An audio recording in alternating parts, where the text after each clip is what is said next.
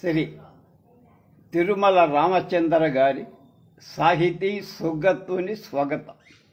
రెండవ భాగం 18/8/20.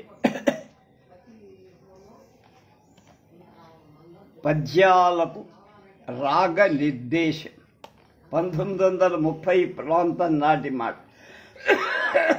నెల్లూరులో శాకుంతల నాటకం ప్రదర్శిస్తున్నారు.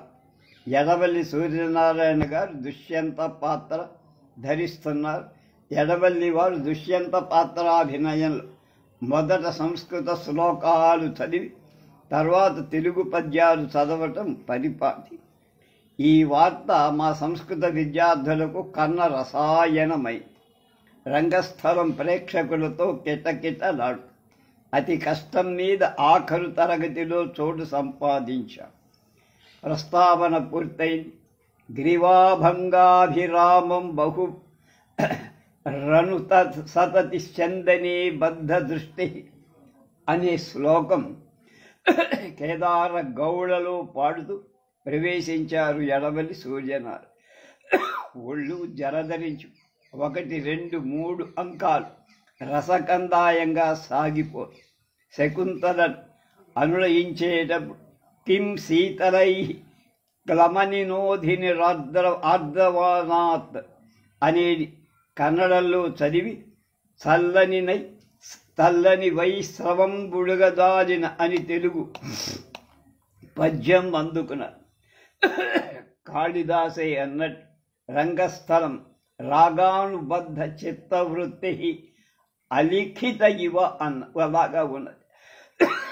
ఎప్పుడు నాటకం భరతవాక్యం పాడారో ఎప్పుడు ఇళ్లకు చేరుకున్నామో తెలియదు.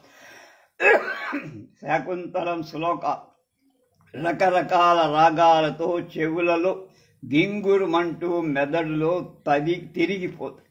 ఈ శ్లోకం ఈ రాగంలో పాడాలి. గురుపాదులెవరూ పాఠక ప్రవచనాల్లో తెలపలేదే. నాటకంలో పద్యాలు పాడాలా చదవాలా అనే ఉద్యమం ఒక్కటి ఉండనే ఉంది.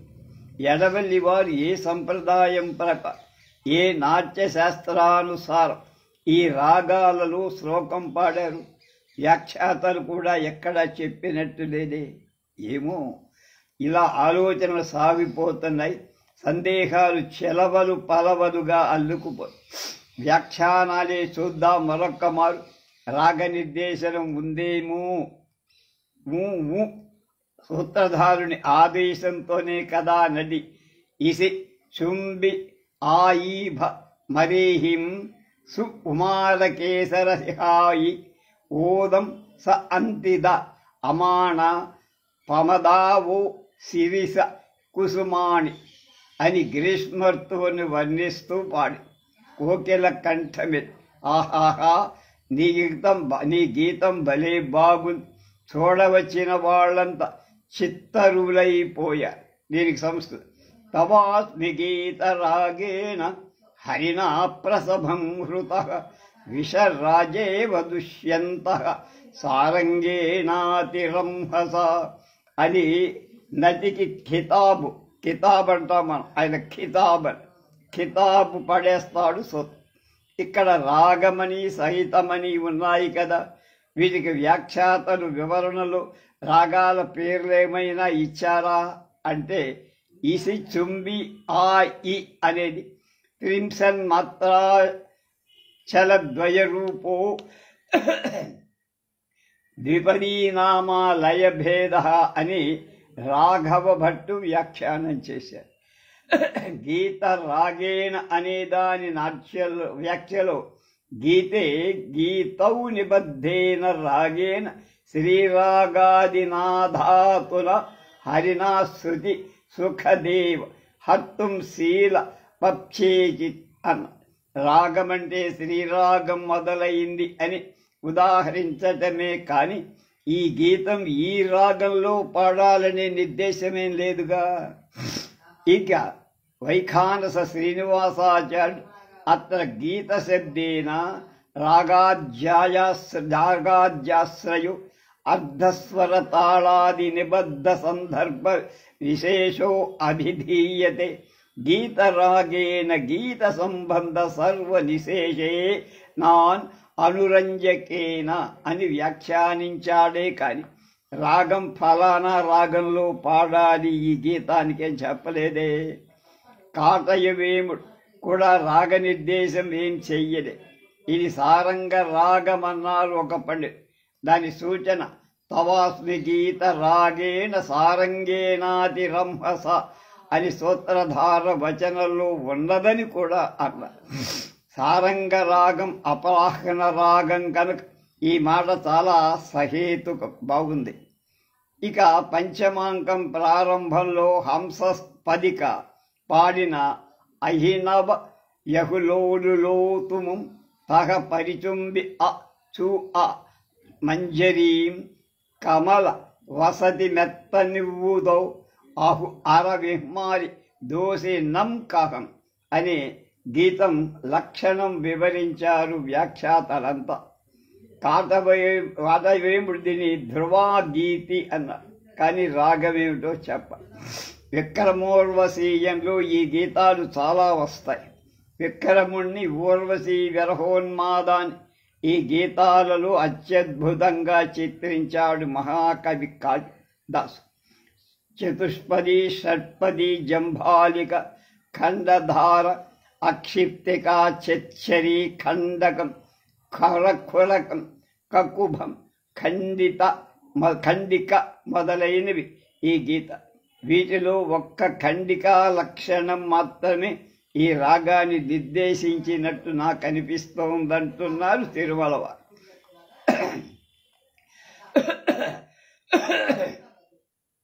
పర్యాయేణ శనైస్థిర్యత్ నతముక్తం ధృతశిరః శ్రీరాగ కుంభతాలేన నిబద్ధా ఖండికామత అని తక్కిన వాటికి రాగాలు చెబితే ఎంత బాగుండేది.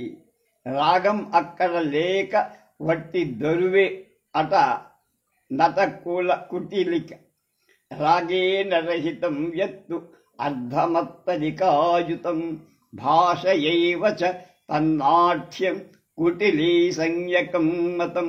అయితే చచ్చరీ గీతాలలో ఒకటి మాత్రం అచ్చంగా మన జాజరి పాటలు ఉన్నాయి.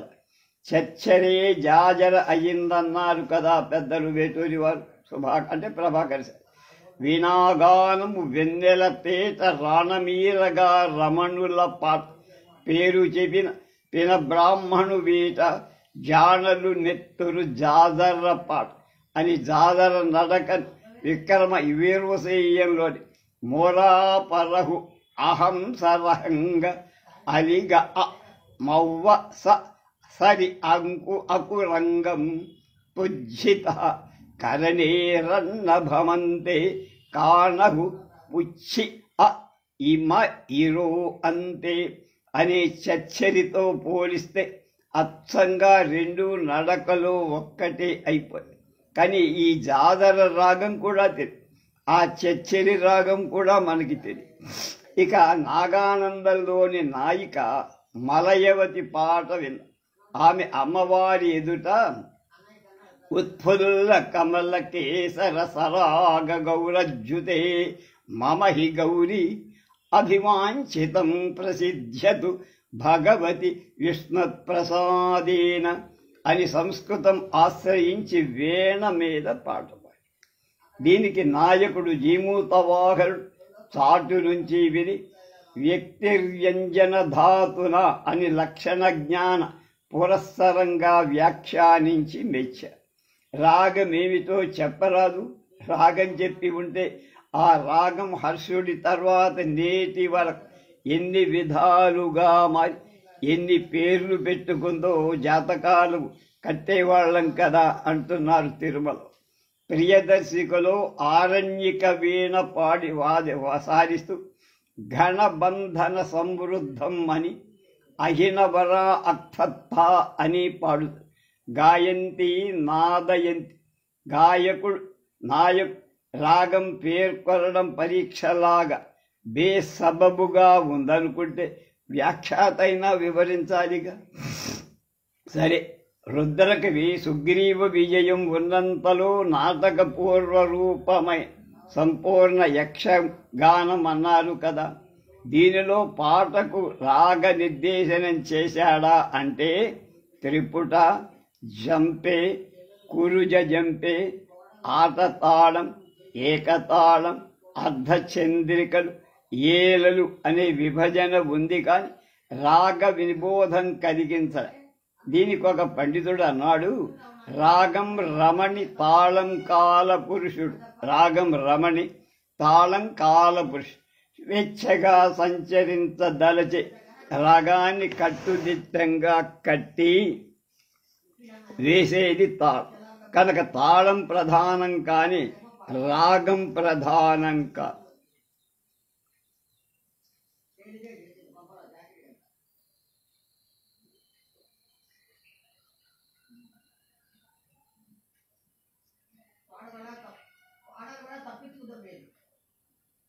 బయటకు వచ్చినప్పుడు చేస్తుంది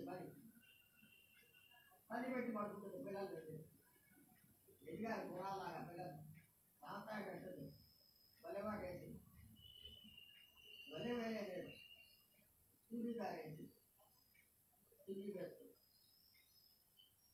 మరేమో అందరి పుత్రులు కూడా ఎదిగింది 2 ఏళ్లలో బాగా హైట్ వచ్చింది, బాగుంది రంగు.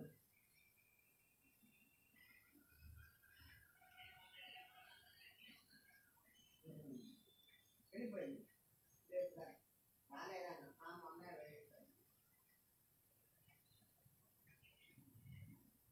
ఏం చేస్తుండే, ఇది బయటికి పోతుంది నాకు అమ్మలా ఉంటుండే బోరే.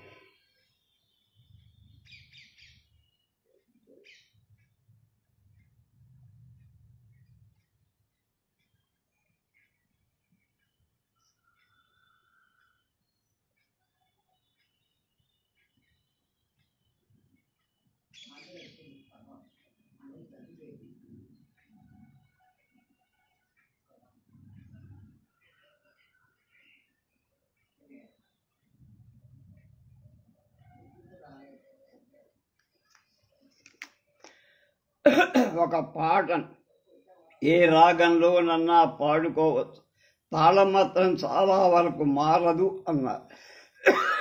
ఈ రాగం ఈ ఋతువులో పాడాలి, ఈ రసానికే వాడాలి.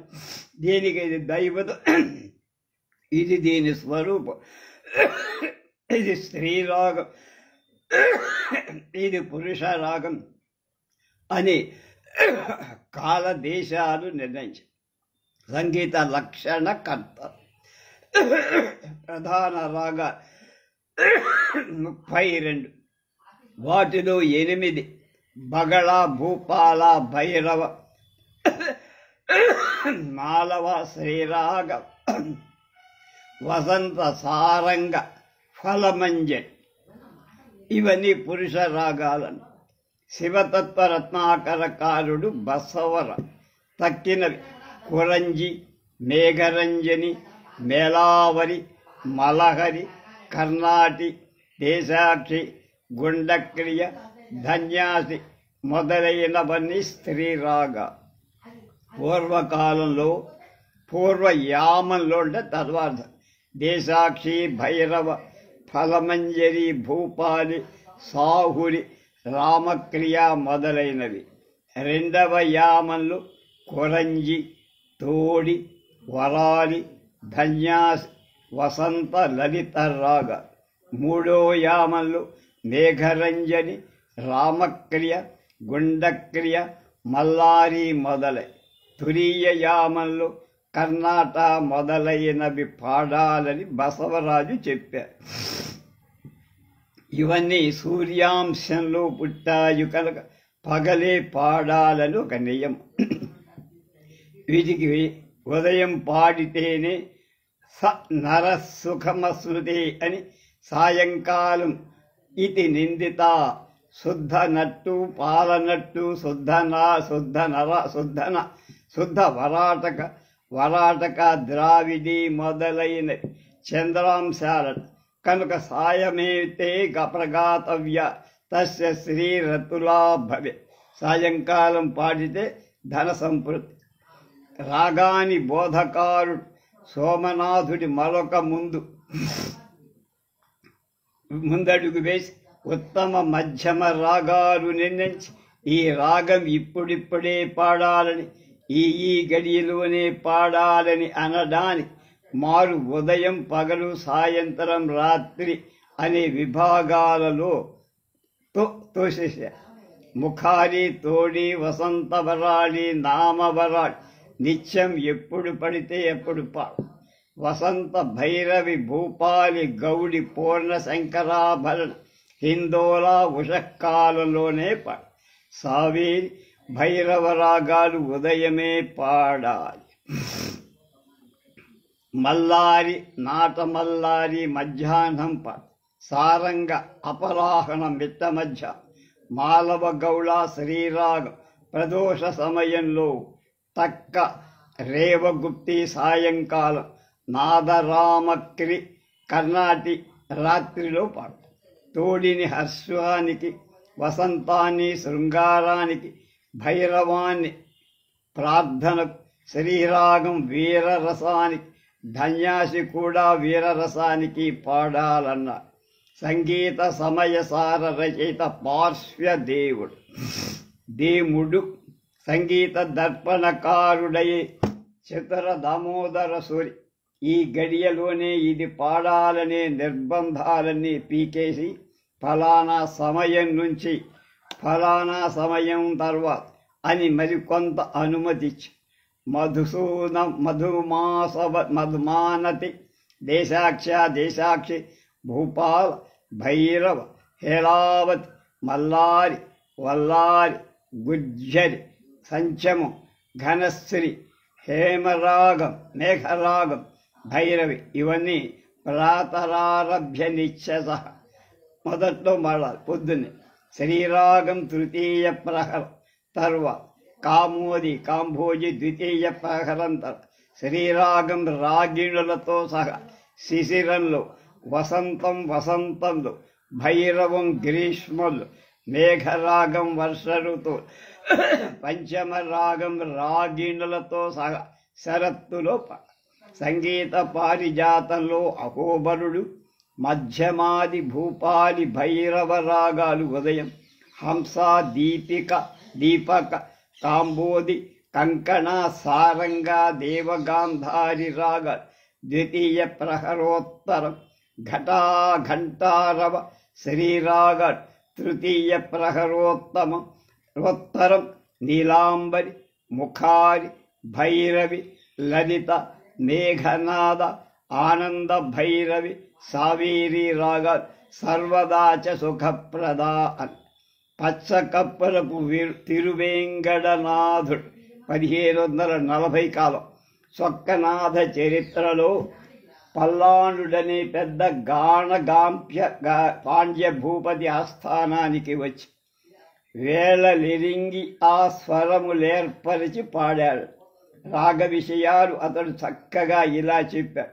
శ్రీరాగ రాగమంజర్యు నాటయును భైరవి భూపాళ బంగాళమాళవియును వసంతంబు వెలయంగ 8 మగరాగములు దీని సతులు మలహరి దేశాక్షి మంచి కాంబోధి లలిత వరాళి నీలాంబరి తోడి కన్నడ గౌళిక యలమి ధన్యారి దేవ గాంధారి సౌరాష్ట్ర సారి గుండక్రియ భల్లాతకియును రామప్రియయు మేఘరంజి సామంతయు ముఖారి శంకరాభరణముడు 24 ముదిత రాగముడు శ్రీరాగ అలరంగ పురుషుల అతివల నెరిగి పరగమిత్రము 32 నిలిపి పురుష శ్రీరాగముల్ పొందుగా గూర్చి.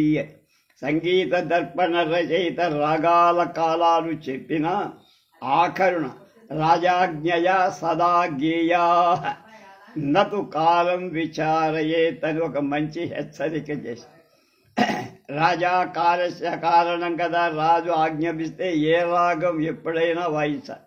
అయితే బసవరాజు మాత్రం దేవతాస్తుతి పూర్వకమైన గానానికి వేళ అవేళ అనేది అవసరం లేదు. పెళ్లి ముహూర్తాలు ఎప్పుడు పడితే అప్పుడు ఉంటాయా? మరి రాగాల వేళ పాళ అంటూ కూర్చుంటే శుభముహూర్తాలు ఆగుతాయా? కనుక వివాహ సమయే గానం దేవతాస్తుతి పూర్వకం అవేళా గానమాకర్మ్య న దోష పరికీర్తత. ఆ వేళ అనగానే, అవేళ అంటే అవేళ పలికిన నాటరాగం మేళవిని కటకటపడిన అలసాని వారి ముఖం కట్లింపు కనిపించి మందలింపు వినిపించడం కనపట్లేదా మనకి అంటుంది. వలారున్ కొనగోళ్ళ నీవు నవల వలసత నీ వాయించుతో నాటకుడు మేళంబైన విపంచి నిన్న మొదలు నీ వంట మించేసి ఆ లాపంబి ఆవేడ పల్గడు ప్రచాతాయాతాహత లోలల్ తంత్రుల మేళవింప గదవే లోలాక్ష దేశాక్షికిన్ అన్నారు. కనుక అనే పద్యంలో మనకు నాట సాయంత్రమే పాడే వరుధిని వాట వాయిస్తూ ప్రవరుని చూసి వస్తూ పోయి అరుగు దిగి వచ్చింది. తిరస్కృతయ్యి తిరిగిపోయి తన వీణను మేళానుగుణంగా మేరువు దిద్దుకోల. తెల్లారింది, తెల్లవారి మళ్ళీ నాట పాడరా. ఉదయ రాగాలలో ఒక్కటి దేశాక్షి కనుక దానికి అనుగుణంగా మేరువు సర్దమని చెలికత్తల హెచ్చరి. వీణను అంతకు మునుపు చెలించు మేరువుతో ఆడుచుండి ఆయా మేళాలకు తగినుగా మెట్టను సర్దటానికి గురించి వలారున్ కొనగోళ్ళని వలసతన్ వాయింపని అని అలసాని పెద్దన మనుచరిత్ర పద్యంలో స్పష్టంగా చెప్పారు. వీణ మేరువుని ఇప్పటిలాగా కథలకు నిర్మించే పద్ధతి భట్టుమూర్తి, గోవింద దీక్షితులు మొదలైన విద్వాంసులు అనేకులు పరిశోధనలు చేసి కనిపెట్టిన పెద్ద విషయమన్నారు సుప్రసిద్ధ సంగీత విద్వాంసులు సంధ్యావందనం శ్రీనివాసరావు. కనుక మన పండితులు కూడా రాగాల కాలదేశాలు సాధ్యమైనంత వరకు పాటించారనే మనం అనుకోవాలి. అవేళ అపశృతి కన్న కటవుగా కదా. అందువలనే గిరిక ఆ జాబిల్లి వెలుంగు వెల్లి కలడాయన్ లేక్ రకా నిశాకర శ్రీ సఖమైన మోమున పటాగ్రం పెట్టి ఎల్గెత్తి ఆ రజీవాచన వానన ఏడ్చె కిన్నెర వధూ రాజత్ కరాంభోజ కాంభోజీ మేళ విపంచి కారవ సుధాపూరంబు తోరంబుగా. అలసానివాడు అల్లలెట్టి ముద్దు తిమ్మనవాడు ముద్దుగా ఏడిస్తే రామరాజభూషుడు బూరున ఏడ్చాను సామెత. కాంభోజీ అంటే కామోజ్ ద్వితీయ ప్రహరోత్తర గేయ రాగం గనక గిరిక వెన్నెల సెగలకు వసివాల్వాడు కాంభోజిలో ఏడవటం సహజమే. ఈసున బుట్టి డెందమున హెచ్చిన శోక దవానలంబుచే గాసిరి ఏడ్చె ప్రాణ విభు కట్టెదుటందలి తాంగి పంకజ స్త్రీ సకమైన మోముపై చేల చరంగిరి బాలపల్లవగ్రాస కషాయ కంఠ కలకంఠ వధూకల కాకలీ ధ్వని నలసాని గారి ఏడుపని. ఇది సత్యావధు ఏడుపు పంచమ రాగంలో అయితే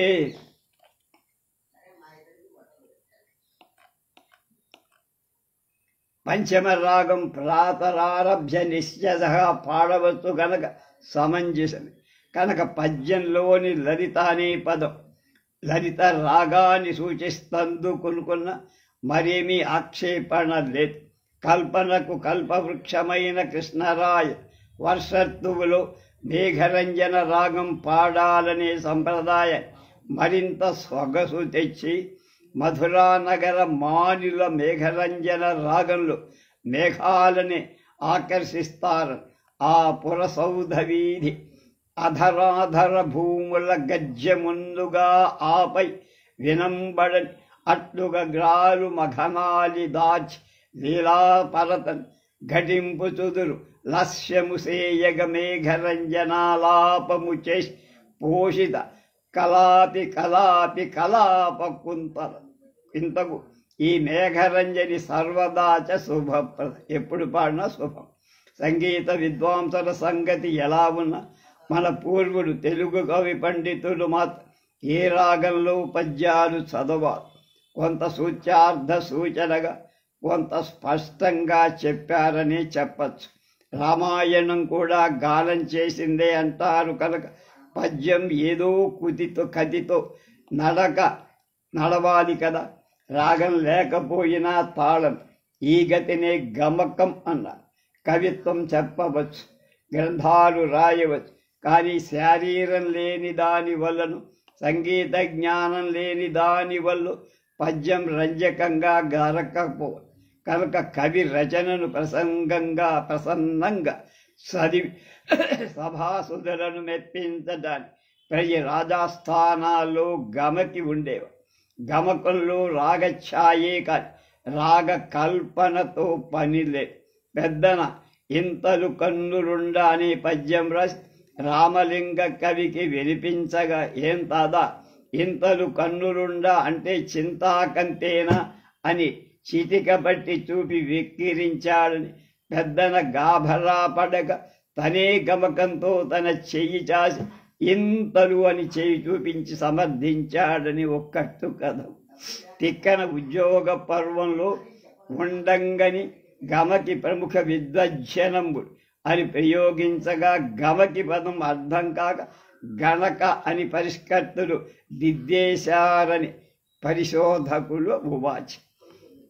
తక్కన సమకాలికుడైన దేవయ్య పురుషార్థ సారంలో వాచక లక్షణాలు చెబుతూ అయ్యయి రసంబుల కనురూపముగ పెక్కు రాగములు పండితులు బాగుపుట్ట చదువుచున్నారు వీరల చదువు బోడు చదువు లేదని పొగిడి సభిక వరులు అని అన్నట్టుగా సకల నీతి సమ్మతంలో ఉదాహరణమైనటు ఇవన్నీ.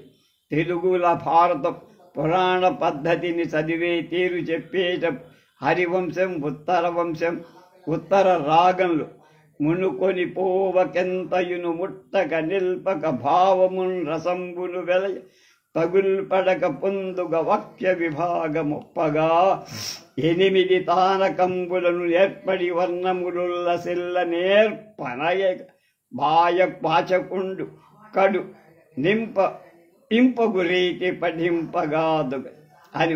ఇక్కడ తానకం అంటే వాచకుడు అనే పదాలను బట్టి పురుషార్థ పాసారంలో తెలిపిన విధంగా రాగయుక్తంగా పద్యం చదవాలే పురాణం శ్రీరాగంలో చదవాలని తామరపల్లి తిమ్మయ్య శేషధర్మాలు పదంబును విభజించి తుదయు మొదలు నెరపడ శబ్దభావంబులెరిగి రాగ సమితినైన శ్రీరాగ సరణినై సభను తింప పురాణములు చదువబడై. తిమ్మయ్య 1500 ప్రాంతం వాడు. అప్పకవి ఇతని గ్రంథాల నుంచి పద్యాలు ఉదహరి శ్రీరాగం తృతీయ ప్రహర ఉత్తర రాగం కనుక పురాణాలకు అనుకూలం కదా. ఇక సంగీత సాహిత్య కళానిధి అయిన భట్టుమొట్టి వసుచరిత్ర పద్యాలలో రాగాల పేర్లు ఇమిడించి ఆ పద్యాలు ఆ రాగంలో పాడాలని సూచి నానాసూన వితాన వాసనలనానందించు సారంగం ఎలా నన్నొల్లదడని అనే పద్యం సారంగ రాగంలో అరిగా సంచమ వేళవించి వగలా నవ్వేళ హిందోళ వైఖరి అనే పద్యం హిందోళ రాగంలో పాడాలని సూచి వసుచరిత్రను శిష్ట కృష్ణమూర్తి శాస్త్రి గారు వ్యాఖ్యానించి ఏ పద్యం ఏ రాగంలో చదవాలో చెప్పారు.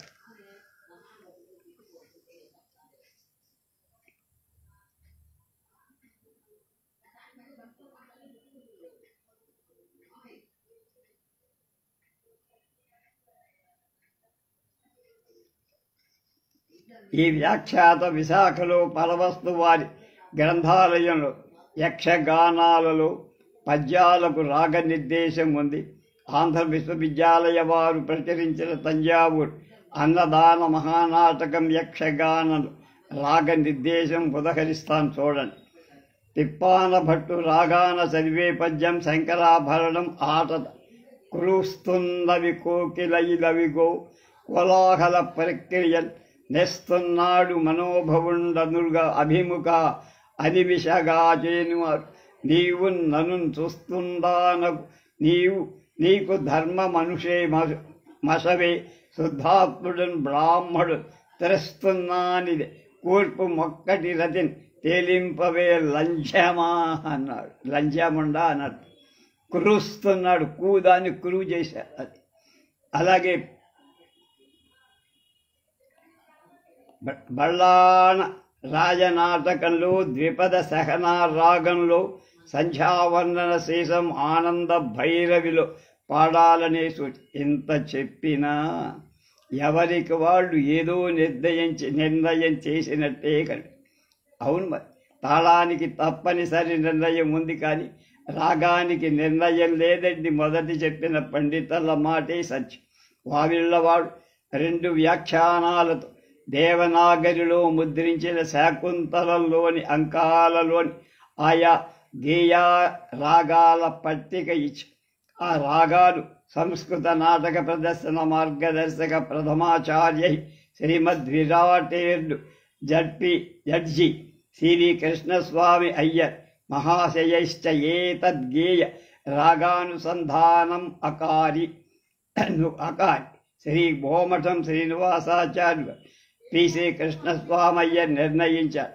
ఈ నిర్ణయం కూడా వారి అభిరుచి కార్యమే. గ్రామైకరత్తంతా దేశమంతా తిరిగా చాలా వరకు ప్రతి రాష్ట్రంలోనూ దేశీ నాటకాలు, సంస్కృత నాటకాలు, నృత్య కలాపాలు చూశా. బెంగాలీల వనాఘ్రాతం పుష్పాం కిశోరయో అని చెవులు మూసుకున్నారు. వాడు పాడేది అనాఘ్రాతం పుష్పం అనేదాన్ని బెంగాలీ భాష వనోఘ్రాతం పుష్పం కిశోరయో అని చెవులు మూసు. ఉత్తరప్రదేశ్ వారు ఛప్పై సౌయీసా బాణీలో చదివే సంస్కృత నాటక శ్లోకాలు విని తులసీదాసు ఆయన ఆరాధ్య దైవమైన జానకీయానికి నమస్కారం పెట్టారు. శ్లోకం కంటే రాగానికే ప్రాధాన్యమిచ్చే తమిళుల తీరు తల ఊపడం మానుకుని ఫారసీ గజల్లాగా సేఠలాగా చదివే షేర్లాగా చదివే పంజాబీలు పద్ధతి విని పరుగు తీశ. చిన్ననాడు విన్న ఎడవల్లి వారి పురుష కంఠంలో పసా ససా కనిపించల. కిం శీతలై అన్నప్పటి కన్నడ రాగం తుర్యయామ గేయ రాగం కనుక నాటకంలో దుష్యంతుడు శకుంతలుడు అనుయిస్తూ సాయం కాలం కానవచ్చినట్టు సాయంతనే నవనవ కర్మణి సంస్ప్రవర్తే అనే స్పష్టమవుతుంది కనుక ఎంత ఉచితంగా ఉంది. ఎడవల్లి వారు ఎంతో ఆలోచనతో దేశ కాలాలు సంగీత లక్షణాలు ఆకళించుకొని ఆయా రాగాల్లో పాడి ఉండి ఆయను తీర్చిదిద్దిన గురువరి మల్లాది అచ్యుతరామ శాస్త్రి గారి చేతి చలువ ఇంత అంత అనలేము అంటున్నారు ఆచార్య తిరుమల.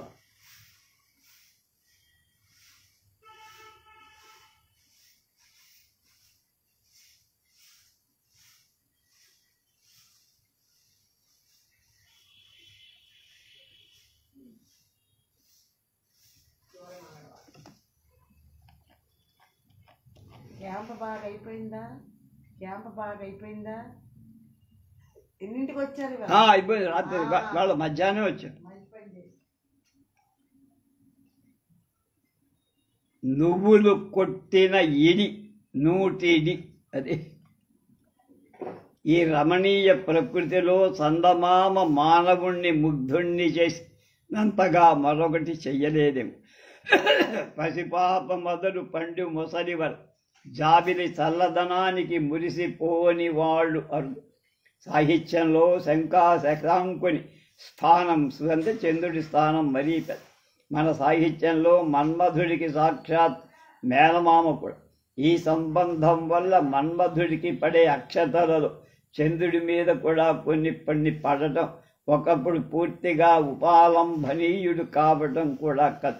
ఈ ఆవేశంలో చంద్రుణ్ణి అతని కళంకాన్ని విధాలుగా వర్ణించడం ఉత్ప్రేక్షించడం చెప్పక్కర్లా.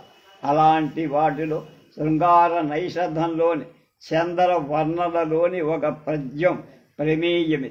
నలచక్రవర్తి దమయంతితో ఇలా అంటున్నాడు: ప్రేయసి చూశావా, రాత్రి అనే ఇల్లాలు ఆకాశమనే నీలాల కంచంలో మన్మధుడికి నెయ్యి నూటిడితో పాటు వడ్డించిన పాయసంలాగా చంద్రుడు కనిపిస్తున్నాడు. చకోరాలు బంతికోటికి రావాలని ఉవ్విళ్ళూరుతున్నాయి. ఈ పాయసం మనకు కూడా నోరూరిస్తోంది కదా. ఆ పద్యం చదవండి, మరీ మరీ మరీ మరీ మరీ రుచిగా. ఉడు వీధి హరినీల రత్నమయ పాత్రోత్సంగ భాగంబున కడు గారామణరన్ ఝశాంకున పంచఛాయనం కమ్మ నూజిడితో కూడా సుధాంశ బింబమను నేయిన్ పాయసాహారమన్ కుడువం బెత్తెను పంతి కోళ్లకును జాకోరంబులు ఏపాటగ. ఈ పద్యం పూర్వ ముద్రణాలయంలో అలాగే, కానీ వేదం వారు నూటిడిలోని తీని బిగి పఠించి నీటిని బిగాగా పఠించి వ్యాఖ్యానించడం వల్ల నూటిడి వంటి తినుబండం చవి చూసే అవకాశం మనకు లేకపోయి వెంకటశాస్త్రి గారి వ్యాఖ్యానమే.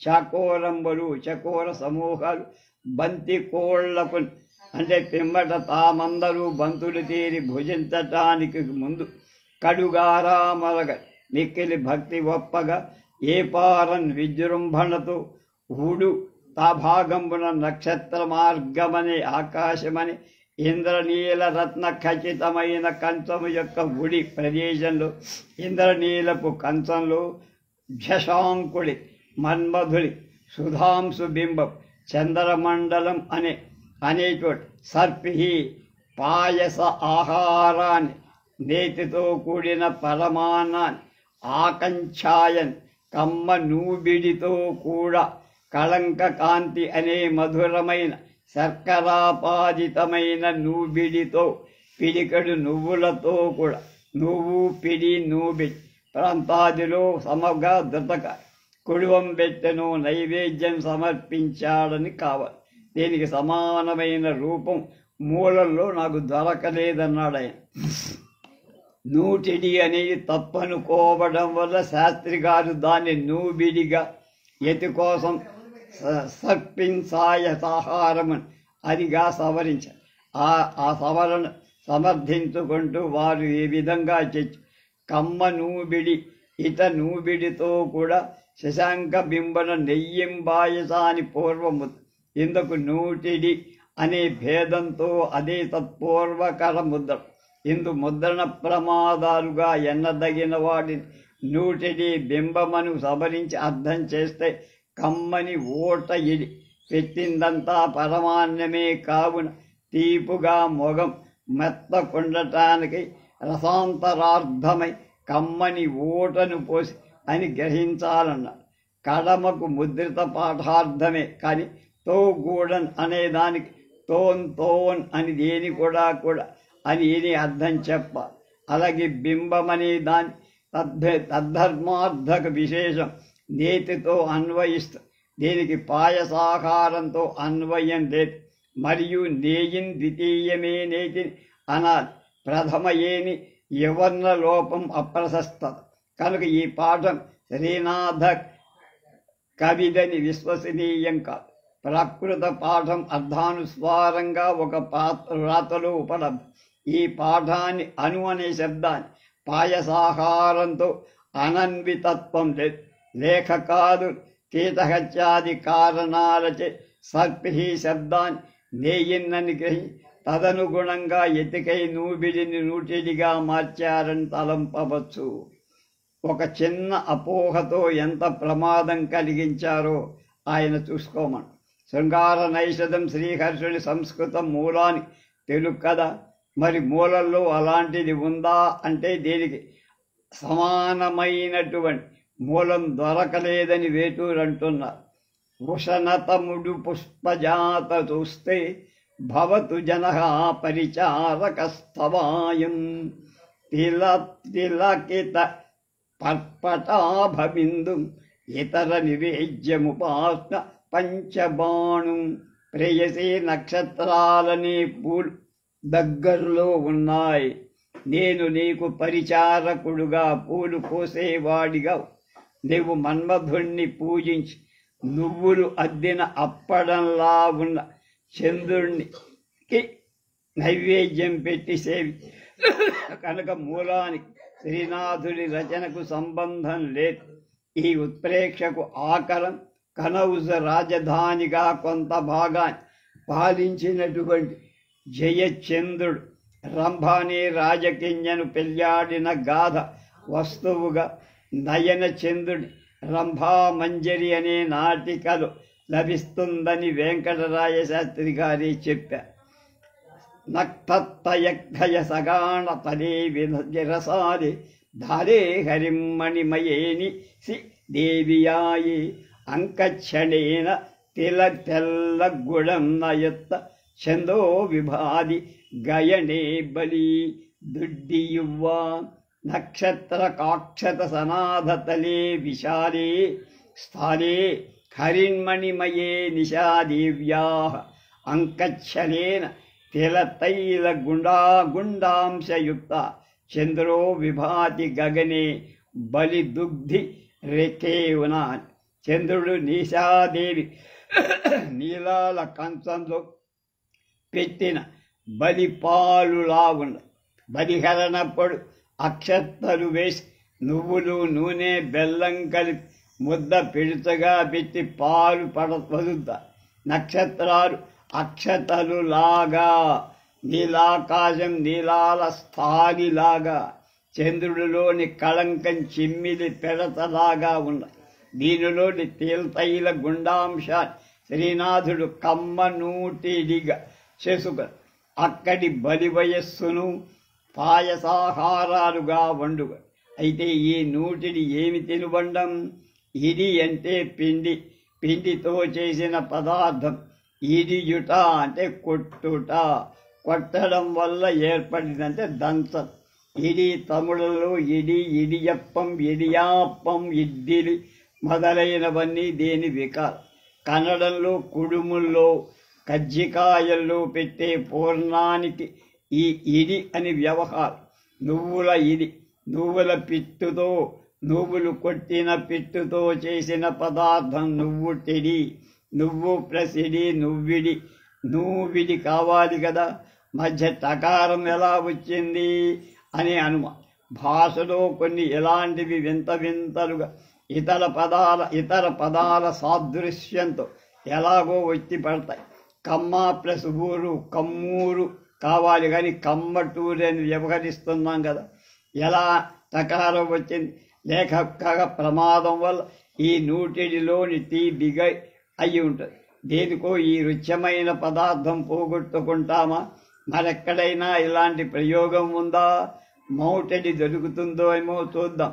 మరొక్కడో ఎందుకు, శ్రీనాథుడే హరవిలాసంలో ఉండ్రాళ్ళు, నూటిడి పుండ్రేక్షులు, తేనె అనటి పండ్లు, బూరియ ఘృతంబు, పెసరు బప్పు, పాలు పెరు, గోగిరంబులు, పాయసాన్నంబులు, పానకము, వాలి వేరంపు, బొండాలు, మీగడ, నవనీత పిండ ఖండములు, గుడ, లడ్డు వంబులు, చక్కిలాలు, మోరుండ, మండంబు, సరిమిడి మండపప్పు, లాదిగ, భక్ష్య చోష్య లేహ్యాదులైన బహు పదార్థముల నర్పించి ప్రణతులై వేలుపులు, కాక్షసులు రాన్ విఘ్నపతికి దుగ్ధ పదోధి మంధనోద్యోగ. ఇక్కడ నూటిడిని భక్షాలతో చెప్పటం వల్ల నూటిడి అంటే నూల పిడికెడు కాక నువ్వులతో తయారు చేయబడిన భక్ష విశేషమనే స్పష్టం. ఊహు, ఇది యశప్రాసల్లో లేదు, ప్రమాణంగా స్వీకరించడానికి అవకాశం లేదు అని మీరు వాదిస్తారా? అయితే శ్రీనాథుడంతటి వాడు పరకవితా పితామహుడు అయిన అన్నమాచార్యుడు కూడా ఈ నూటిడిని ఏడుకొండల వాడికి నివేదించడం, ఆయన సుష్టకృతుగా ఆరగించడం చూడండి. నువ్వులు చిటి బొల్లాలు నువ్వు చెడియును జన్ని పురుగులు ఎవ్వరు వెంకటపతికి ఎదిగించనారగించి కివ్వ కివ్వ నవ్వ నాని నాకించేయుండి. మళ్ళ నువ్వులు చిటి బెల్లాలు నువ్వు చెడియు జన్ని మరుగులు ఉవ్వను ఎవ్వరు వెంకటపతికి ఎదిగించనరగించి కివ్వ కివ్వ నవ్వ నాకించెయుండి. అధ్యాత్మ కీర్తనలో 42వ రేకులో సంక్రాంతి పండుగ నాడు రాయలసీమలో తెలంగాణలో నువ్వులు నానబోసి ఆచి పొట్టుపోయేటు రుద్ది తెల్ల నూలు చేసి కొబ్బెర బెల్లం ముక్కలు వేసి ఇష్టం యోగ్యత ఉన్నవాడు పిస్తా ఆకురోడు బాదం పప్పు వేసి శని ప్రీత్యర్థమనే దృష్టితో ఇష్టమిత్ర బంధువులకు పంచి ఈ విధంగా నువ్వులు చిటి బెల్లాలు వెంకటేశ్వరుడు ఆరగింపు పెట్టడం. నువ్వులు చిటి బెల్లాలు తర్వాత నువ్వు టీడియు అని చెప్పడం వల్ల అది నువ్వులు దంచి బెల్లం నెయ్యి కలిపి వేసి చేసి చిమ్మిలిగా కానీ ఉత్తరాది వాడి లేవడిలాగా కానీ చేసే మరొక భక్ష్యం అయ్యి చిమ్మిలి పూర్ణంగా పెట్టి బొబ్బట్లు వేయటం బళ్ళారి ప్రాంతంలో ఇప్పటికీ ఉందట. కనుక వ్యాకరణాల అదరు బెదరు లేకుండా నువ్వులకు ఇడికి మధ్యన టకారం చేసి నువ్విటుడి అయ్యి ఇది పూర్తిగా వేరే తినుబండమే కాని ముడి పదార్థం. మాటిడి నువ్వులతో చేసిన భక్ష్య విషయ నూటిడి నువ్వులతో చేసిన భక్ష్య విషయ అని సూర్యరాయాంధ్ర నిఘంటు ప్రభాకర శాస్త్రి గారి 100 సాధు ప్రయోగమని సారంగధర విమర్శ సందర్భంలో భారతిలో ప్రసక్తానుపన్నంగా ఉటంకించారు. దీనికి శాస్త్రి గారు సవితోడ ఊట ఎనగా అవకాయటయ చకోరాలనిదే దాన్ని అందుకోండా అని అన్నారు. నేయిన్ననేది నేతిన్నని మారక్కల్ల వేయేల బూది వేల్చిన నేయిని బోలియు మీద నిష్ఫలమంద అని మడికి సెంగన వాసిష్ఠ రామాయణంలో ప్రయోగించి ఔపవిభక్తి కాదు రానివి కొన్ని ఎన్నో అలాంటివి. నోరి కొందుల్ పురిగొల్ప కుమారసమ్మ వీరిలోన దోచు నీరిలోన తోచు తారక బింబంబు భారం ఉడు వీధి పద్యం ఉన్నదున్నట్టుగా చదివితే చకోరాలు మన్మధుడికి పరమాన్నం వడ్డించినట్టు అర్థము. చకోరాలు అలా వెన్నెల విందు చేయట పారిజాతాపహరణంలో కూడా శ్రీనాథుడి ఈ పద్యం మరింత రమణీయం కావటాన్ని వేటూరి శాస్త్రి గారు కడుగారామసగన్ అనే దాన్ని కడుగారామున రే అని కొద్దిగా మార్చి చదువుకోమని దానితో కర్తృపదం రేయి రాత్రి అయి చకోరాలను మన్మధుని సహపంక్తిని పిలిచి వాటికి సంతి కోళ్లకు కావాలనే ఆతురత. ఇప్పుడు పద్యం పూర్తిగా చదువుకుంటే కలిగే రుచి. రాత్రి అనే ఇల్లాలు ఎంతో గారాభంగా ఆకాశమనే ఇంద్రనీలాల కంచంలో చకోరాలు కూడా బంతి కోళ్లకు రావటానికి తహతహ పడుతుండగా మన్మధుడికి నెయ్యి 100తో పాటు పరమాన్నం వడ్డించి పరమాన్నంలో నేతి బొట్టు పడితే కలిగే పరమానందం చెప్పక. చూశారా చిన్న అపోహత ఎంత అర్థం ఆనందం ఆవిరై మరుగైపోయిందో అన్నారు. రేపు పాతదైన కొత్త దారిన వచ్చిన ఏకాంకిక గురించి చెప్తారు. అదేమిటో రేపు తెలుసుకుందాం.